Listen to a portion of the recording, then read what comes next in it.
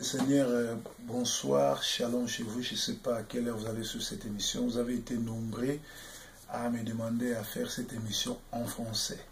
Mais avant que je puisse entrer en contact avec notre sœur Marie-Claire qui est au bout de fil à Paris, je vais essayer d'expliquer c'est quoi l'évangile, c'est quoi le rôle d'un homme de Dieu.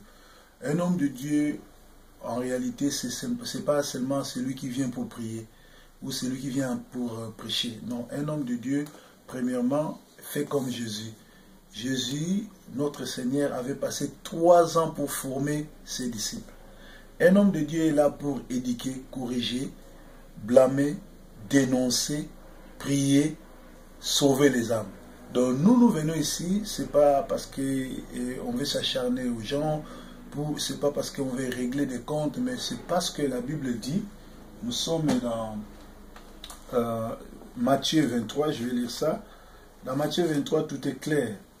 Matthieu 23, 11 à 12, 13, on dit, Matthieu 23, 13, on dit, Jésus s'est promené de ville en ville, il partait pour annoncer la bonne nouvelle. Mais Jésus avait fait 3 ans, il avait un grand problème avec les pharisiens et les sadducéens. Pourquoi Jésus avait ce problème avec les sadducéens? Il est arrivé même à prendre la chicotte, à chicoter les gens à l'église. Voilà ce que Jésus reprochait aux pharisiens.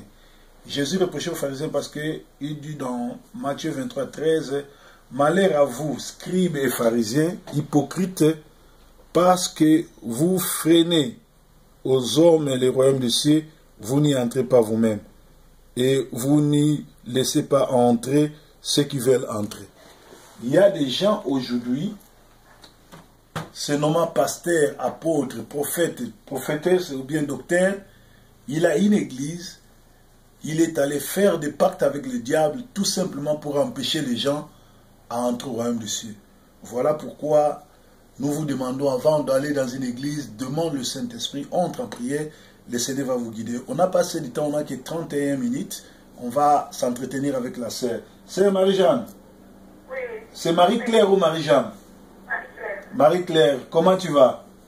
Je vais bien, par la grâce de Dieu. Ben, c'est le pasteur Salomon. Moi, j'aime pas qu'on m'appelle pasteur, parce que la plupart des pasteurs congolais ou des pasteurs africains sont des aventuriers. Bon, moi, j'aime qu'on m'appelle messager, parce que j'ai le message que le Seigneur m'a donné. Le message que le Seigneur m'a donné n'est autre que le royaume des cieux. Cherchez d'abord le royaume des cieux. Nous sommes arrivés en Europe, nous avons tout, la maison, tout, les voitures, tout, peut-être les papiers, mais le royaume des cieux, c'est ce que nous devons hériter pendant notre séjour sur la terre. Tu m'as appelé à travers, par le canal de notre frère Kanga. Est-ce que tu peux nous signifier ce qui s'est passé? Pourquoi tu nous as appelé? En tout cas, il ne faut pas aller, il faut pas raconter toute l'histoire, mais va seulement au début et puis raccourcir l'histoire parce qu'on n'a que 30 minutes. Oui. Donc là, je vais un peu parler sur pourquoi je vous ai appelé. Je vous ai appelé parce que je cherchais de l'aide et je m'apprêtais donc je cherchais de l'aide. J'étais dans la position où je me repentais devant le Seigneur pour pouvoir faire que ma délivrance se passe bien. Et pendant ce temps où je me repentais, c'est là où a intervenu l'histoire du prophète en question où je vous ai parlé. Parce que, quel prophète? Il s'appelle comment? Oui, le prophète Olivier Shekina. Et tu l'as connu comment? Il est qui? Je l'ai connu quand je suis arrivé en Angleterre pour qu'il puisse me suivre et faire ma restauration, la restauration de mon onction. Donc la restauration de mon manteau. C'est comme ça que je l'ai connu. Alors pendant qu'il faisait la restauration, l'autre église, la maman pasteur de l'autre église, Dorothée Raja, et elle payait quelqu'un qui, un prophète Sœur Marie, tu devais commencer par, tu étais parti aux États-Unis. C'était ça le commencement. Voilà, quand je suis parti aux États-Unis, donc les prophètes Shekina, la France, j'ai rencontré 2 mamans qui m'ont encadré et qui m'ont invité aux États-Unis pour faire l'école biblique, pour être avec eux et pour qu'eux, ils me forment dans les choses de Dieu. Donc je suis parti, j'ai fait mon école biblique, je suis resté avec eux et de temps en temps, je revenais là-bas et je restais avec eux pour que je voie comment est-ce qu'eux, ils vivaient en tant que serviteurs de Dieu. Et donc, ils m'ont formé, ils m'ont présenté à d'autres serviteurs de Dieu qui ont prié pour moi. Et ils avaient la mission, ils voulaient bâtir une église sur Paris. Ils voulaient que moi, je sois une porte ouverte sur Paris où eux, qui devaient donc les connecter avec la ville de Paris. Excusez-moi, sœur Marie-Claire. Sœur Marie-Claire, oui. Est-ce que ne sais-tu pas que la Bible interdit à une femme de devenir pasteur? Une femme peut être servante et peut évangéliser, mais une femme ne peut pas être pasteur. Comment toi tu t'es permis d'aller suivre les formations pour devenir pasteur? Oui, quand je suis partie là-bas, je n'ai pas suivi la formation pour devenir pasteur. Non, j'ai suivi l'école biblique et j'avais mon appel. Avant d'aller là-bas, on m'a spécifié mon appel. Ça veut dire on m'a spécifié mon appel de prophétesse. Comment tu as eu cet appel? Ça veut dire que ces servants de Dieu sont venus à l'église où j'étais. D'abord, avant qu'ils ne viennent, un jour, il y a eu un autre serviteur de Dieu qui est venu pendant que je conduisais le programme à l'église. Quand je conduisais le programme à l'église, ce serviteur de Dieu me dira que le Seigneur me montre, cette femme a un grand ministère, mais elle aura un obstacle et ça sera son mari. Et quand il dira ça, après moi, je commence à pleurer. Et je suis descendue de l'estrade. Il me dit, non, on m'a montré, elle a un grand ministère, mais elle aura un obstacle, ça sera son mari. Bon, mais on n'a pas cherché à savoir comment ça sera l'obstacle en question. Après, nous avons maintenant reçu les Américains. Quand nous avons reçu les Américains, c'est là où on va me spécifier dans l'office que le Seigneur m'avait appelé. Ça veut dire, on m'a dit que le Seigneur nous dit, tu es appelé dans le ministère des prophètes, tu es prophétesse, et nous devons t'encadrer dans les choses pour que tu puisses rentrer dans les choses auxquelles le Seigneur t'appelle. Ouais, vas-y, quand tu as rencontré le prophète aux États-Unis, qu'est-ce que vous êtes dit? C'est là où je vais faire mon école biblique. Après avoir fait mon école biblique, je suis restée avec eux. Ils m'ont présenté à d'autres serviteurs de Dieu et qu'eux, ils connaissaient, qui ont prié pour moi. Et je suis revenue maintenant en France. Quand je suis revenue en France, j'avais toutes ces onctions qui étaient sur moi. Et ils m'ont dit, bon Marie-Claire, comme tu rentres, tu es remplie d'onction, tu es revêtue d'onction, il ne te faudrait pas rester à la maison sans rien faire. Mais sache que l'église, tu n'as pas les droits. La chair, c'est pour les pasteurs. Donc tu dois faire ton travail à l'extérieur de l'église. Aller dans des marchés, aller dans des endroits, prêcher la parole de Dieu. Et à l'église, tu viendras t'asseoir et continuer à écouter la parole de Dieu et être comme tout le monde. Mais pour que tu ne perdes pas l'onction qui est sur toi, tu dois prêcher, ça veut dire aller évangéliser. Alors je suis arrivée, quand je suis arrivée, c'est là où je suis partie dans cette église de Madame et Monsieur Raja. Madame et Monsieur Raja, c'est qui? Qui m'y a conduit, qui m'a dit, au lieu de rester comme ça, et je connais une église, je vais t'amener là-bas, et je te conseille de t'asseoir et de ne pas t'immiscer dedans. C'est comme ça que je suis partie avec mon mari, et on commençait à aller à l'église de Madame Raja. Et ensuite, quand on y allait, après, mes mamans spirituelles sont venues pour voir le pasteur Raja, pour lui dire, c'est notre fille, on l'a formée, et elle a été avec nous, elle a fait le corps biblique et tout, et ça sera quelqu'un qui va être avec nous dans les ministères quand on va bâtir l'église à Paris. Mais pour l'instant, elle peut rester dans votre église et vous aider dans les ministères. Et c'est comme ça que je suis restée dans l'église de pasteur Raja. Donc je commençais à les aider, ça veut dire spirituellement, je n'avais pas de fonction que j'occupais à l'église. Seulement lui, il savait que j'étais revêtue d'onction et tout ça. Quand j'arrivais, il y avait le niveau d'onction qui montait dans la salle et j'essayais de le couvrir pendant qu'il était sur l'estrade.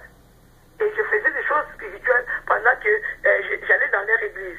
Mais maintenant, petit à petit, que j'étais dans cette église-là, et ils ont vu tous les dons spirituels que j'avais, toutes les choses qu'il y avait en moi, et ils ont commencé petit à petit à me couper de mon onction. Et pendant que je continuais à venir, ce que je n'ai pas fait attention, c'est que le Seigneur me montrait des choses. Mais moi, je n'ai pas essayé en ce moment-là de prier pour que ces choses-là, que le Seigneur les change. Par exemple, un jour, je vis dans le songe, son épouse m'attaquait. Pendant qu'elle m'attaquait, je suis tombée par terre, elle me poussait. Et pendant qu'elle me poussait, je suis tombée par terre Et il y a eu une personne qui a intervenu au milieu de nous et cette personne l'a empêché à continuer à m'attaquer. Et ça, c'est dans le songe. Et je me réveille dans le songe. Le lendemain, c'était le jour de l'église. Je pars à l'église. Comme j'avais l'habitude d'aller chercher des gens à l'arrêt de bus, je pars chercher des gens à l'arrêt de bus. Je trouve la personne qui avait intervenu dans la nuit pendant que j'étais attaquée. Alors cette personne doit monter dans ma voiture. On va aller jusqu'à l'église. Quand on arrive à l'église, tout le monde descend de la voiture. Elle reste dans la voiture.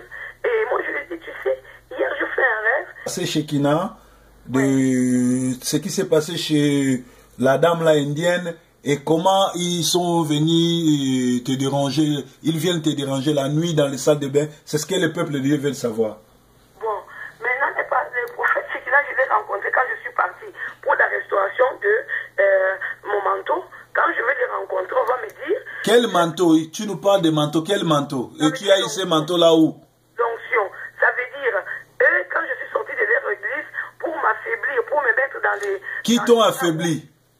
Pour me maintenir dans l'état où je reste comme un bébé spirituel, ils font de telle sorte que tout le jour, ils viennent saboter le travail qui est fait. Ils font comme ça, ils viennent, ils prennent la sémence dans le bas-ventre. Donc ils aspirent l'eau qu'il y a dans le bas-ventre. Et des fois, ils vont dans les cœurs, ils essaient de casser. Sœur Marie-Claire, Sœur Marie-Claire, excusez, sœur, il faut nous expliquer quelles sont les pratiques qu'ils t'ont fait, quels sont les pactes que vous avez faits quand vous avez commencé à travailler ensemble, avant que vous commenciez à travailler ensemble. Quelles a été les pratiques, quel a été votre contrat, quel a été votre pacte, les pactes que vous avez signés ensemble? Pour les pactes, c'est que quand il a commencé à me couper de mon onction... Qui a commencé à te couper de ton onction? Voilà. Il me coupait petit à petit. Et petit à petit, j'ai diminué dans mon onction et je ne pouvais plus agir dans le surnaturel. C'est à ce moment-là que lui, là... C'est-à-dire le surnaturel, ce sont les gens qui sortent dans leur corps pour aller faire des voyages astrales. Juste pour être connecté avec le Saint-Esprit. Juste pour être connecté. Je n'arrivais plus. Non. Sœur Marie-Claire, quand on avait fait l'émission à Lingala, tu nous as parlé de surnaturel. Ce sont des gens qui sortent de leur corps et qui font des voyages astraux. Oui, ça c'est opéré. Mais là, c'est juste... Bon, parle-nous des différences entre opérer et faire. Explique-nous un peu.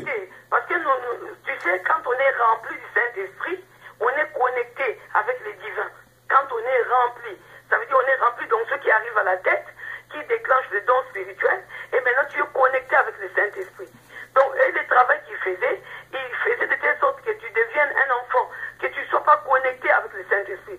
Et ce travail-là, donc, ça consiste, ils vont commencer à prendre ta sémence, ils aspirent ta sémence, et comme ils m'ont fait... Va doucement, explique-nous. Oui.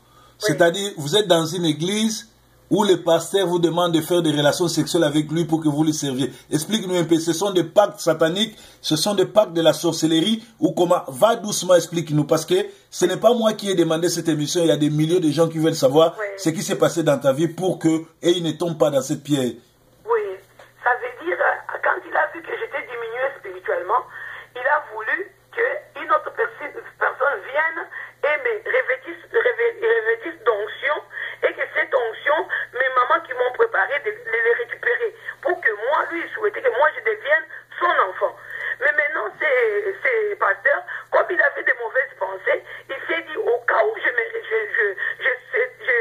j'essaierai de sortir de l'église avec cette onction, lui, il allait avoir la main sur moi. Donc, il m'a fait faire ces pactes spirituels. Quel a été le pacte? Qu'est-ce que vous vous êtes dit? C'était où? C'était dans son bureau, dans la maison, dans un hôtel? Qu'est-ce qui s'est passé? Oui. Oui, je dormais vers 5 h du matin. Je le vois dans mon songe. Je vois comme on est par terre, comme si on venait de faire l'amour avec lui. Et dans ces songes-là, je le vois. Attends, ma soeur. Oui. Explique-moi bien. Oui. Donc, le pasteur, vous vous êtes pas vu dans l'église, mais toi, tu étais dans ma maison. Tu dormais. J'ai fait un rêve. Ça a commencé, j'ai fait un rêve. Dans les rêves, je vois comme si on venait de faire l'amour avec lui. Et je le vois habillé avec une chemise blanche. Et je vois dans ces rêves-là, moi je lui dis, je te servirai toute ma vie. Ça s'est passé vers le coup de 5 h du matin. Maintenant, au matin, ils vont conduire maintenant dans la réalité. Dans la réalité, je me vois conduire d'aller dans ma salle de bain de ma maison. C'est dans cette salle de bain que je sens la présence des gens dans la salle de bain. Je sens la présence de sa femme. Je sens la présence de sa belle-sœur qui était interprète à l'église. Je sens la présence de la prophétesse de l'église. Je sens aussi la présence du leadership de la chorale de l'église. Comment tu sens ça? Tu les vois en vision ou bien tu sens? Expliquez-nous, sentir, ça veut dire quoi? Je ne vois pas comme ça. Je sens qu'ils sont là. Je sens dans mon esprit qu'ils sont là. Et maintenant, lui, il est là. Il va me pénétrer. Il sort, il pénètre sa femme. Il sort, il pénètre sa belle-sœur, la femme de son frère, qui interprète à l'église. Il va encore pénétrer. C'est-à-dire vous tous dans la salle de bain, vous étiez nus. Vous tous dans cette salle de bain, vous étiez nus. Vous n'avez pas des habits pour qu'ils fassent des relations sexuelles avec vous tous en même temps. Non, c'était pas quelque chose qu'on fait en même temps. C'était, il m'a pénétré, il pénètre l'autre, et ainsi de suite. Et vous tous, vous étiez nus dans la salle de bain? Dans la salle de bain. Mais ma soeur, cela, ça veut dire c'est la sorcellerie. Donc vous êtes devenus des sorciers. Voilà pourquoi ils pouvaient entrer dans ta vie, dans ta salle de bain et venir s'accoupler avec toi. Ça se faisait comme ça. Donc c'était vous avez signé les pactes avec eux de devenir des sorciers. Non, ce qui s'est passé, c'est que je vais expliquer à beaucoup de gens pour qu'ils saisissent ce qui s'est passé. Ça veut dire au travers de pactes. Ça veut dire le pacte a commencé par l'alliance qu'il m'a fait faire entre nous deux quand je l'ai vu dans le songe, comme si je venais de faire l'amour avec lui. Maintenant, le fait qu'il m'amène à la salle de bain, c'était une façon à lui de me lier à son église, comme si j'allais être avec lui toute ma vie.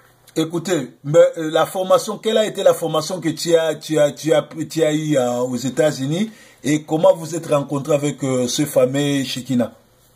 Bon, Shekinah, maintenant, il intervient quand je suis sorti de l'église, quand ces pasteurs-là commencent à me poursuivre avec des attaques spirituelles.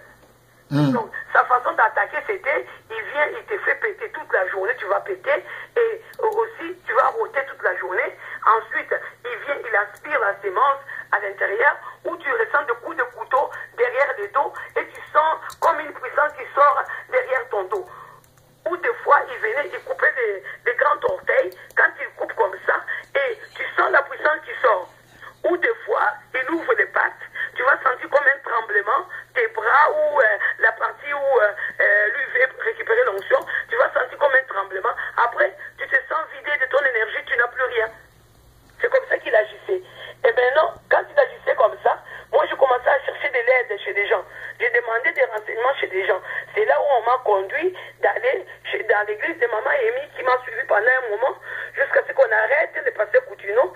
Et maintenant, le pasteur Toukala m'a rencontré à Londres. Et c'est là où il va me dire, ma soeur, le Seigneur me montre, tu as des problèmes spirituels et que tu dois être suivi pour que ces problèmes-là finissent.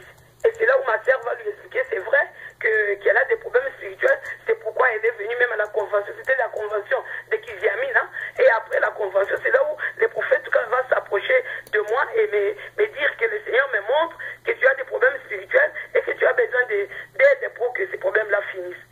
Et c'est comme ça que ma soeur va le contacter après pour lui dire, mais prophète, si c'est comme ça, si tu peux suivre ma soeur. Et c'est comme ça que je vais atterrir dans l'église, je vais commencer à venir chez le prophète Toukala, et c'est lui qui va faire venir le prophète Shekinah, pour que le prophète Shekinah commence à me suivre. Mais au début, il me suivait eux deux. Mais après, c'est le prophète Shekinah qui a continué à me suivre. Et quand Toukala t'a fait introduire chez Shekinah, qu'est-ce qu'il t'a dit? Il m'a dit, cette personne va te suivre et moi je vais essayer de suivre comment les choses évoluent pour toi. Voilà. Donc il suivait comment les choses évoluaient étape par étape. Ce qu'ils n'ont pas fait, ça veut dire que quand ils ont remarqué par exemple les attaques de Madame Raja, parce qu'ils savaient, ils voyaient, moi je voyais, et ils savaient aussi. Donc ils ont vu comment est-ce que Madame Raja attaquait. Par exemple, après avoir mangé, elle venait manger dans le ventre. elle va manger dans le ventre, elle va même manger vraiment la peau du ventre, et à l'intérieur tu restes vidé, pour t'empêcher de regrandir ton homme intérieur, de se rebâtir. Donc, elle va manger à l'intérieur, elle va casser un côté de ton cœur, elle va boire l'eau qui va sortir de là. Donc, c'était des choses démoniaques qu'elle faisait. Mais, donc, ils devaient déjà, à ce moment-là, lui dire que les choses que tu fais, ce n'est pas des choses de Dieu. Et après, quand vous êtes vu avec le prophète Tokal, qui Shekina pour la première fois, qu'est-ce qu'il t'a dit? Quand j'ai vu le prophète Shekina pour la première fois, il a essayé de camoufler la situation.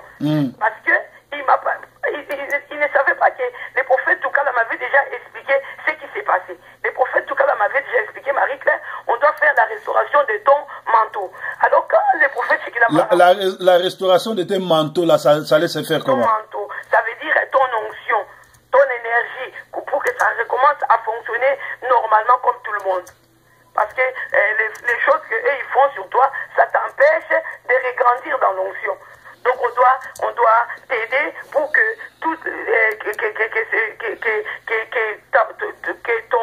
ton fonctionnement revienne comme avant. Et c'est comme ça qu'il va me dire, je vais appeler quelqu'un qui s'y connaît un peu dans ce domaine-là et qui va t'aider pour que tu regrandisses dans l'onction et que tu redeviennes comme tu étais avant. C'est là où intervient le prophète Shekina. Alors pendant ce temps-là, ils ont commencé à travailler à deux. Ça veut dire qu'ils me remplissaient d'onction. Mais Madame Raja, comme ils ne voulaient pas que je redevienne comme j'étais avant, ils me faisaient péter toute la journée, et ils me faisaient rôter toute la journée, et au soir, il n'y avait plus d'onction. Et Ntokala, qu'est-ce qu'il t'a fait? Et avec le prophète Shekina, ils essayaient, ça veut dire de relâcher l'onction sur moi pour me remplir. Comment il le faisait? Comment il faisait remplir l'onction sur toi? Il faisait quoi? Il faisait des pratiques? C'était comment? Pas des pratiques, il relâchait. Il relâchait juste l'onction. Je pouvais être... Mais explique-nous comment il relâchait ça. Parce que l'onction, on le reçoit quand on prie, quand on jeûne ou quand on prie. Mais comment ces deux prophètes peuvent relâcher l'onction sur toi? C'est-à-dire, ils faisaient des relations sexuelles sur toi, ou bien vous masturbiez, ou bien c'était comment? Non, rien du tout. Avec eux deux, il n'y a pas eu ces choses-là. Ça veut dire qu'ils relâchaient de l'onction. Parce que, par exemple, tu vois les serviteurs de Dieu, quand ils disent reçois l'onction au loin, tu peux être au loin et ils souffrent. Et bien, ils relâchent l'onction. Et eux, ils relâchent l'onction comme ça sur moi pour que je sois rempli et que je ne devienne pas comme un enfant, comme le souhaitait la femme de Savarage et son mari, pour que je ne puisse pas exercer dans le ministère. Là, tu n'exclus pas bien, tu caches des choses. Non, je dis la vérité. Je dis la vérité. D'abord, quand je vais arriver chez les prophètes Toukala, on va me dire qu'on doit récupérer mon manteau chez le Raja. Parce qu'avec l'acte qu'ils avaient posé, c'était comme s'ils avaient accès à mon manteau. On devait les récupérer. C'est là où on me dira, je dois rester spirituellement. Ça veut dire faire comme si je fais l'amour avec le prophète Shekina pour qu'ils puissent récupérer mon manteau chez les Rajas. Ça s'est passé une fois. Et c'était pour récupérer les manteaux. Quand il a récupéré les manteaux... Tu peux reprendre. Ils t'ont dit pour récupérer les manteaux, tu devais faire quoi? Ça veut dire que je suis resté avec lui spirituellement. Rester spirituellement, ça veut dire quoi? C'est comme si j'ai eu des rapports spirituellement avec lui. C'est comme si ou bien tu as eu ça? Pour récupérer mon manteau qui était détenu par les Rajas. Et maintenant, quand ils ont récupéré le manteau, qu'est-ce qu'ils ont fait? Ils ont commencé à essayer maintenant de me remplir spirituellement. Ma sœur, explique-moi bien. Écoutez. Ils étaient déjà commencé par faire la délivrance pour briser les pactes. Parce que tant qu'il y avait les pactes, et ils avaient accès à moi. Alors qu'ils ont commencé à me remplir d'onction et ils continuaient à détruire le travail qu'ils faisaient. Et quand tu as eu des relations sexuelles avec Shekina dans cette vision-là, qu'est-ce qui s'est passé? Rien de spécial. C'est pas des rapports comme les rapports comme ça. Juste avoir des rapports, mais sans rien de spécial. Et avec Raja et tout, qu'est-ce qui s'est passé alors? Avec Raja, là où il y a eu le pacte où je vous parle et que je lui dis, je te servirai toute ma vie. Maintenant, quand on cherche... Tu as fait ce pacte-là, c'était la nuit ou bien la journée, avant que tu voies cette vision? C'était au matin, vers 5 h du matin. C'était au matin.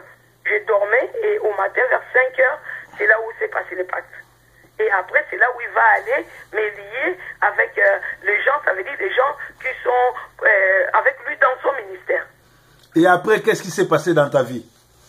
Après, ce qui s'est passé, quand je suis sorti maintenant de l'église, quand mes mamans m'ont dit de sortir de l'église, c'est là où lui, il a commencé maintenant à récupérer son onction en faisant ce que j'ai dit là, soit en mettant le feu. J'ai senti le feu dans les sexes toute la journée. Je devais mouiller les sexes avec un habit et mettre un habit froid à l'intérieur parce que il mettait le sexe en feu et je brûlais. Sœur Marie, oui. tu nous parles beaucoup de sexe et tout. Pourquoi les sorciers ou bien les faux pasteurs font toujours des relations sexuelles? Pourquoi ils vont seulement au sexe? Pourquoi? Oui, ils vont au sexe parce que quand ils ont la main sur toi par le sexe, c'est qu'ils ont la main sur ta vie. Ils ont la main sur ta vie. C'est pourquoi je disais, par exemple, l'autre fois, je dis, après l'émission, j'ai dit, il faut faire attention quand on fait un rêve où on voit qu'on a eu des rapports avec quelqu'un, il faut tout de suite, quand vous vous réveillez, débriser ces rêves pour que ces choses-là ne prennent pas vie. Donc, attends, tu veux dire au peuple de Dieu que s'ils arrivent à rêver, à entrer de s'accoupler avec un serviteur de l'église, il faut casser, il faut couper cela, il faut couper ce lien-là. Il faut renoncer à tout cela. Sinon, voilà. Ça devient la réalité. Ça devient la réalité. Ça veut dire que c'est quelque chose qui s'est passé dans la nuit. Si ce n'est pas des choses que lui-même, la personne n'a pas alimentées. Parce qu'il y a des gens qui passent leur temps à alimenter des choses. Ça veut dire qu'ils nourrissent des pensées qui ne sont pas bonnes. Ils peuvent faire des rêves comme ça. Mais si c'est vraiment, même si c'est comme ça, dès le matin, quand vous vous réveillez, il faut briser ça. Donc, toi, tu veux nous confirmer qu'il y a des hommes de Dieu comme ça qui vont dans les églises coucher avec des femmes d'autrui pour détruire leur vie? Oui, spirituellement, oui. Il voit ton étoile et tout ça, il sait que s'il vient par le sexe, spirituellement, il peut commencer à utiliser tes grâces. Comment ils vont le faire? Il vient par le sexe, ça veut dire par les rapports. Par les rapports, quand il va commencer à venir par les rapports, il va stimuler ça veut dire qu'il va t'exciter continuellement jusqu'à ce qu'il y a comme une puissance qui sort, et quand il prend cette puissance, il l'utilise dans son ministère. Et la personne ne saura pas. Ok. Donc, et tu nous as parlé qu'il y avait aussi des hommes de Dieu qui utilisaient la puissance de serviteurs avec qui ils travaillaient pour faire remplir les salles d'église et tout. Comment ils font? Non, ça veut dire dans le système d'église, c'est pas pour faire remplir les salles. Dans le système d'église, quand vous êtes formés comme des ministres, et comme ça veut dire il y a des pasteurs de l'église, il y a des ministres, il y a des gens qui ont des offices, des positions qui sont proches du pasteur.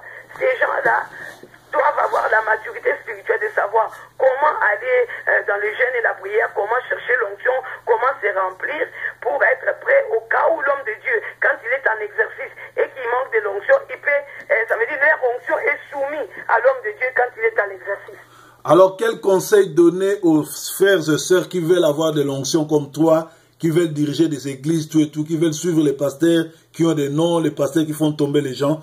Quel conseil tu leur donnes par rapport à ce qui t'est arrivé? Oui, le conseil que je donne aux gens avant d'aller dans une église, c'est comme Papa Salomon l'a dit, il faut prier pour que le Seigneur te montre là où tu mets les pieds. Parce que ce n'est pas parce qu'il y a Béni In qui vient là-bas, ou des hommes de Dieu renommés mondial qui vont dans un endroit, et que toi tu crois qu'il y a vraiment Dieu dans cet endroit. Parce que la personne dont nous parlons, c'est une grande église, c'est la deuxième grande église de Paris.